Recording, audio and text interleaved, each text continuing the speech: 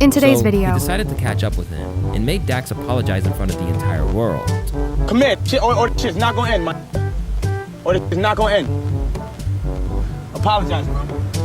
Apologize, bro. Or you know what's going on. Apologize, man. Apologize. I got you, bro. Apologize. Got you, man. Say Watching this dude literally become something you hate to see in front of your fucking face. And it will get worse. It will not get better. It is not something that will change in a way where you're expecting the. In a world where your every move is documented online, attempting to retain any kind of perfectly polished image is difficult to say the least, especially in an industry such as music, where your value isn't only counted in currency, but how cool you are believed to be by the masses. Within the social media dominated landscape where everything is filed for everyone to see, even some of the artists deemed to be the coolest in the world have slipped up too, sometimes literally. But how do you try to gather and sustain an audience when most of the hip-hop fanbase have always thought you were a lame? Because if there's any problem that has plagued the Canadian rapper known to the world as Dax for his entire career, it's this one. As try as he might, he spent more time being a punchline in the genre than anything close to being treated as a serious artist. And then he said he would beat me in a boxing match. KSI, I'm cut from a different cloth. This circus act, monkey. This is all you need. I'll give you one of those. Yeah, I knew this was delusional, so I just left it. I mean, you guys gotta remember, this is the same guy that said he was gonna win a Grammy and an Oscar in the same year. So he's clearly not all right in the head. Or maybe he's just extremely optimistic. But hey, prove me wrong, Dax. Yet through it all, he'd keep going regardless, amassing a unique fan base and millions of views. The only problem is it's hard to tell whether most of those clicks are coming from supporters or from people who've just come aboard to mock him. I needed somewhere to keep the mistakes. I didn't want my family.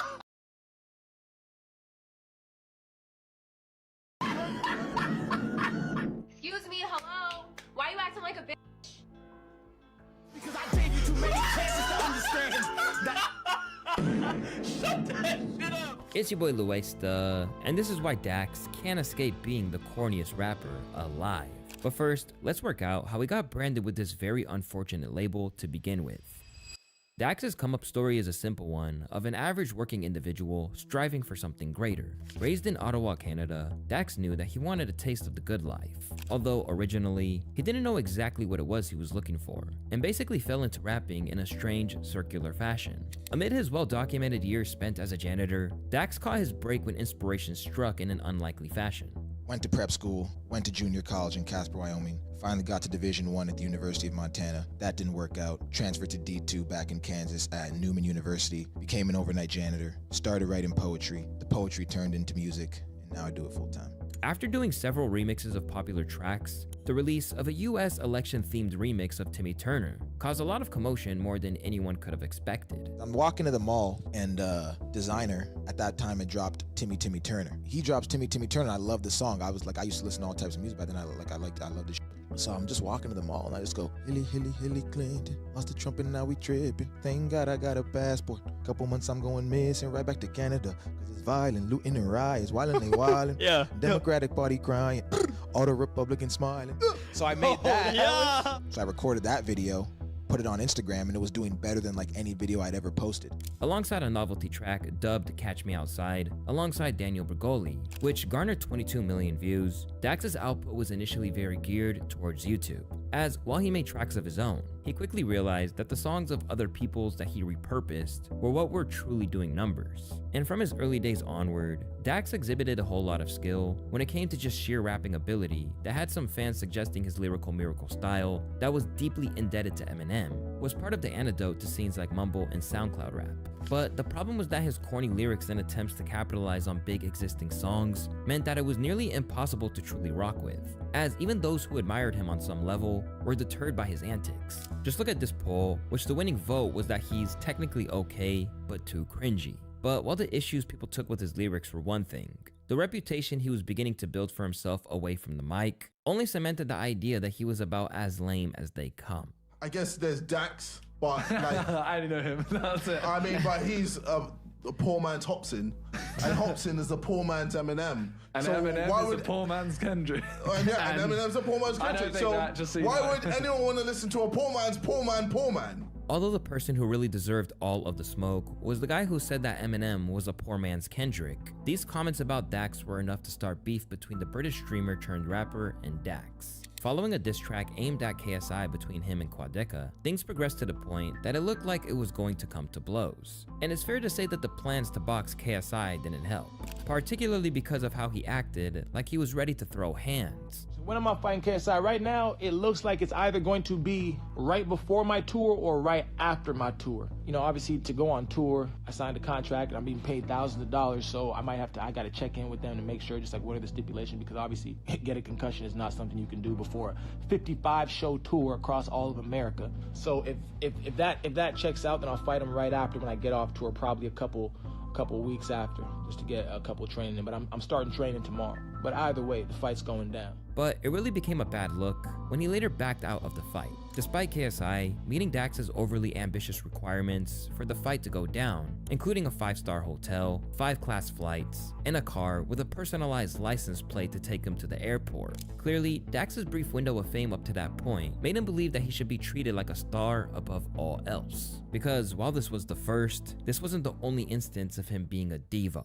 During his early career, Dax was intent on upholding a real air of pleasantness and acting like he was there to inspire the masses. But it was soon revealed that he was capable of being way more two-faced and self-serving than he'd like you to believe. Among the most notable examples of this came when Dax snaked fellow rapper Crypt over a feature. Originally, the two worked together on a KSI diss track before they were encouraged to collaborate again after initially attempting to charge him $3,000 on a feature. After they negotiated a price of $1,000, Crypt decided to proceed, even though he'd been given prior warning over what could go wrong, including a half-assed verse. But from there, things just kept getting worse. So this is where things start to get really sour for me. So I sent him the beat, told him where to start rapping, and told him to have fun with it. Dax never texted me back after that. I got an email from his producer like really late that night with what he sent me, but Dax never told me that it was sent or anything. I think I actually saw it like the next morning. After he delivered a brief contribution, Quadeca and Screwface were enlisted to make the track more robust. Upon hearing that, Dax demanded to re-record his contribution, and almost instantly, it was believed that he had sent subliminals to his fellow YouTube rappers on the track. But he hears Screws and Quadecas and he's like, you know, resend it. I want resend it with my part out. I want to redo mine. Which is already an instance like, one, he knows the first verse he sent me was not good,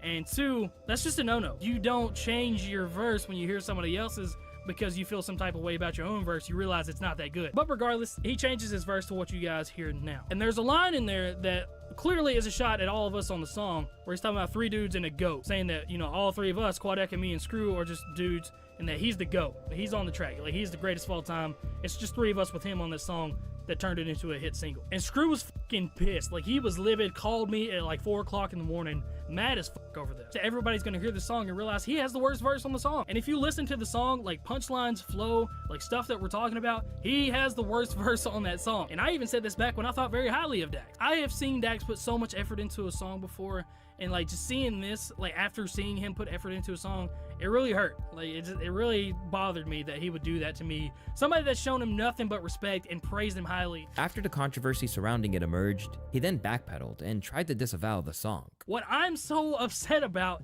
is that he lied to me, because my fans see that he's not pushing the song and they're questioning him on it. I never said anything about it. Never said anything about Dax not pushing the song. My fans realized it. They realized he wasn't doing shit with it. And they're hitting him up in the DMs like, why aren't you sharing this song? And the thing that irritates me the most is that he said he didn't like the song or believe in it at all. Even though he's telling me in messages that it's fire and that it's legendary, he's excited for the video to drop, send me the song so I can put it in my drive, but then behind my back saying that he doesn't like the song at all, doesn't believe in it, the video and audio is not up to quality and all this other shit. It's like, bro, if you don't like the fucking song, tell me. Don't just go behind my back saying it's shit. Don't lie to my face. I can't fucking stand a liar. But this then led to subsequent diss tracks, leading them to finally reconcile down the road. And he messaged me on Twitter with a very, very nice, long, sincere, heartfelt, man-to-man apologies. Even if he said he's sorry on publicly and stuff like that, that doesn't mean shit to me, But if you say it to me in person where nobody else can see your games, you're not putting on a show for anybody else, that's when it feels genuine to me. But this was far from the only instance where he was accused of being a conniving scam artist. From the start, the set price was not given. They intentionally told Dario to pay through PayPal, friends, and family, knowing he wouldn't be able to get purchase protection, wouldn't give the down payment back even though it was not specified that it was non-refundable, pressured him with saying his friends were wrong and that this may be the biggest feature he ever gets, refused to drive less than an hour to sign a contract which was desperately needed at this point, and then tried to get Dario to pay $2,000 without a contract to sign a contract. On top of flagrantly dipping after taking a fee for a track, there were also claims he'd stolen a song from the deceased Lil Peep. The story goes that a rapper named Blaine had bought a Lil Peep verse from another rapper named Derek Dean, who was one of Lil Peep's close friends before he had died. While Blaine was making his new song, he got another rapper on as well named Love Sad Kid, but Lil Peep had sadly passed away before it was done, but they still wanted to release the song. The only thing was that with the new mix, there was an extra spot on it. So Ruiner ended up being able to get Dax actually involved in the project and got him on the song with the agreement that the song would be put on Dax's channel with everyone getting their proper credit for the work they put into it. Dax then asked for the stems for the song so that he would be able to get it all approved by Atlantic. For those of you who don't know what stems are, they're basically the different layers that make up the components of a song. Dax had also said that no one was going to steal anything from Blaine and that he had absolutely nothing to worry about. Dax took the Lil Peep hook, got a brand new producer to make a new beat for the song, got the producer to mix Lil Peep's hook again, deleted everybody else's verses off of the song, and recorded 2 new verses to put on in their spots instead. And to make things worse, Dax ended up actually recording a music video for the new version of the song, and where Peep's verses were, he stole footage from Lil Peep's photographer and used those. Now, stealing a track from an up-and-coming artist like Blaine by taking the stems and stripping everything else would have been already bad enough. But when you realize that he was actually using music from a deceased artist, trying to boost his own image off the fame that Peep gained after his death, it suddenly becomes a really bad look. However, the good times of getting away with everything scot-free wasn't going to last forever, because soon he was about to get embarrassed online over a diss track. Released back in January 2019, Dax unveiled I'm Not Joyner or Don Q in response to his countryman Tory Lanez claiming that he was the hardest rapper out. For the most part, Dax kept it rap and didn't veer towards any personal territory, but for the hot-headed Tory, it wasn't enough. So he decided to catch up with him and made Dax apologize in front of the entire world. Come here, or this shit's not gonna end, my or this is not gonna end. Apologize, bro. Apologize, bro. Or you know what's going on. Apologize, my apologize. I got you, bro. Apologize. Got you, man. Say sorry. My bad for the Say sorry. Sorry, G. All right, bet. I got you. And when Lanez was asked why he ran up on him like this, he claims he did it purely because he could. Why'd you post the video? Because you did post a video. Why did you? Posted a video of him saying, I'm sorry. Because I felt like at the end of the day, this is funny to me. Because now my adrenaline's high. I just seen you run down the street.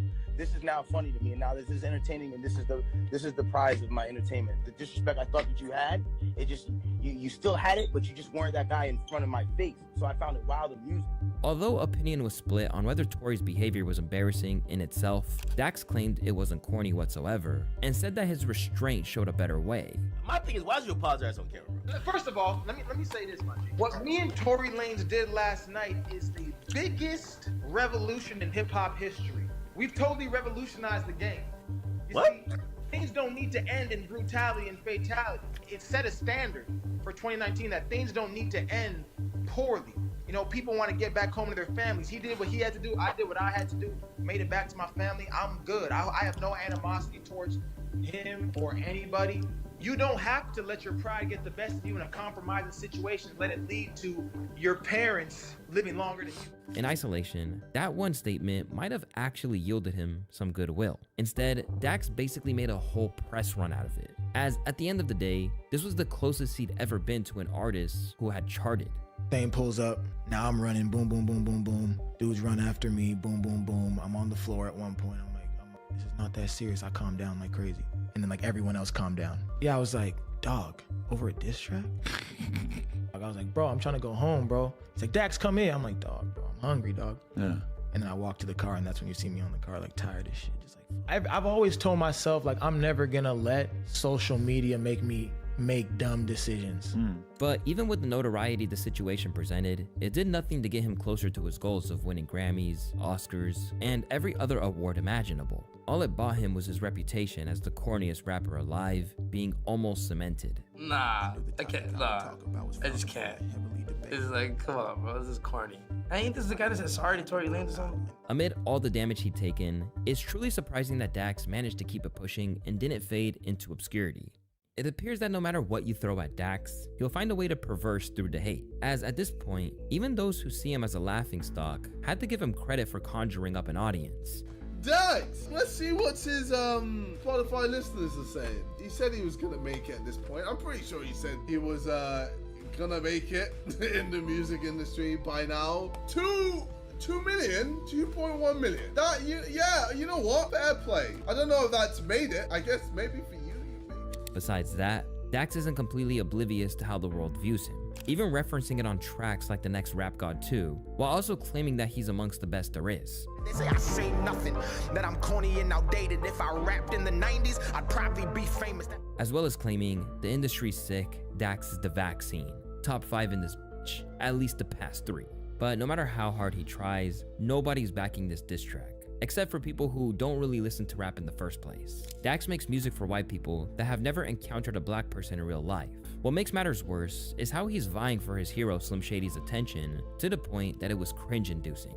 Most notably, this plea at the end of a music video. "Dear Eminem, you never called, so I made this. Hit me up." Slotted into the informal subgenre of coworker music, his rep as rap for people who don't normally engage in the genre was only furthered when he moved into country, with tracks like Dear Alcohol, which actually went platinum. And in this lane, he's also making his own blatant retreats of other artists' music, where he ceased to be the savior of lyrical miracle rap to instead just do anything that would make him a buck. Granted, he definitely seems to have helped people with the track. I want to even talk about Dear Alcohol and Depression because those 2 songs, I know a lot of people, I was scrolling through the comments, it resonated with me, but it resonated with a lot of people on YouTube too. You're really helping people out there, man. Yeah, there's been a lot of stories that people have been sending me because of Dear Alcohol. So yeah, I've heard a lot of stories, a lot of people getting the lyrics tattooed. It's crazy, alcohol is really, and it's glamorized too. So it's really a problem that I think society really sweeps under the rug. So yeah, I've received a lot of heartwarming messages. But now, he seems to be trying to replicate that with cynical calls to action, with captions like, "Can anyone relate?" even if he doesn't actually spell it correctly. Seeking to carve out a niche as the voice of the disenfranchised, he's took this a step further by working on music alongside MAGA rappers such as Tom MacDonald, with his need to cater to this niche prompting one infamous line in a track where he forgave white people for slavery on behalf of black people. If you have a favorable view of Dax, then maybe he is truly trying to bridge gaps and educate. He may be pandering or exploiting these nuanced issues for his own gain. Yeah, for me, it's all about the words. I write songs that are about things I've been through, that I'm trying to avoid, manifest, or that I've seen. So a lot of mental health things, And for his biggest naysayers, these attempts to be profound landing flat are a crucial part of his corniness. I think the biggest thing with a lot of coworker music is that they're trying to be too deep, but it's extremely not personal. Listening to someone like Dax sing about their struggles has the same vibe as the rich kid in middle school doing an essay on poverty. In the midst of struggling to move beyond his corny label, his near constant promotion of a 5-year-old song known as Joker really isn't helping.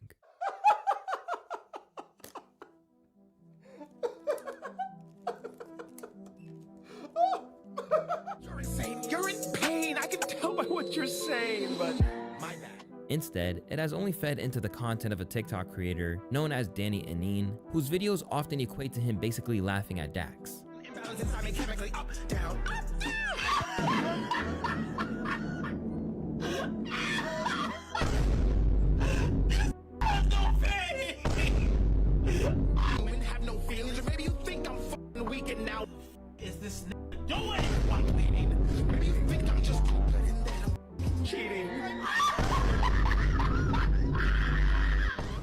In fact, the culture of clowning him is so enforced to the point that he can't even claim an Uber driver was bumping his track without it being met with mockery. This is the 9th Uber driver I've seen play one of your songs. Do you just hold them at gunpoint? The driver was definitely forced to play this shit. Set to embark on a US tour, he succeeded against all odds. because ultimately, people who aren't aware of the internet and hip-hop's perception of him may be able to take the music at face value and find something that they enjoy. But unfortunately for Dax, that ship has sailed with much of his target audience long ago. And if he ever hoped to be beloved in that lane, then he's going to spend his entire life chasing something that's not forthcoming.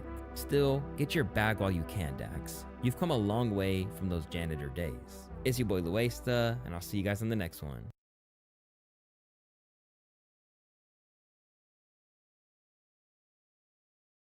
All right. I want to ask you guys a question. And, you know, you can take it as you want to see it. Is anyone in this room going to be truly offended once they figure out they're the actual problem here?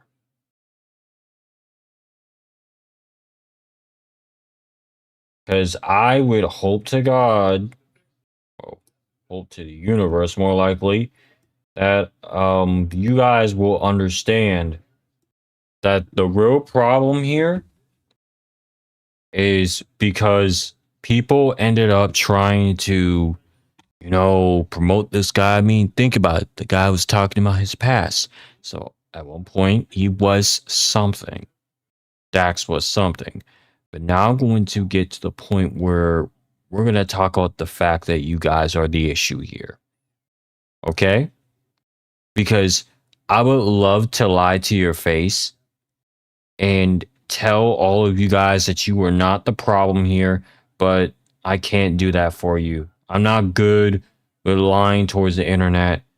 So you guys are the cause of the reason why he's famous in the first place. So it's not really his fault that he's a corny motherfucker, and that's really it, to be honest. Because then you got this guy, you know, I'll tell you guys this much. I've seen this dude every time on my For You page on Instagram. Like, bro, don't you get it that you're promoting this man? Y'all don't understand. His music has got 2 million plays. That's not a number to shut down. There's legitimate people actually going with this music and listening to it and sitting there and singing along. And now he's got concerts too. That's not good. See, he's so corny that he found a new audience of cornballs. That's fucking wild to me. You found a new audience of cornballs. And it worked in his fucking favor. That's how embarrassing this is. I kid you not. He literally found a new audience of literal new cornballs just to watch his content, just to listen to his music. If that doesn't tell you he's won, I don't know what else tells you. Let me tell you guys something, a little intelligent basic secret I do personally. I don't listen towards music that I don't like. So I'm not going to sit there and hate watch like this dude is. I'm simply going to watch from the sidelines of your guys' view and not give this guy a goddamn view. It's one thing to watch or hate watch a locale. Okay. This guy's just a cornball. He knows he's a cornball too. He knows it. He's smart enough to embrace the corniness to a point where all of you guys keep repetitively pushing out his shit. Whether it be out of hate, whether it be out of love. It makes no difference.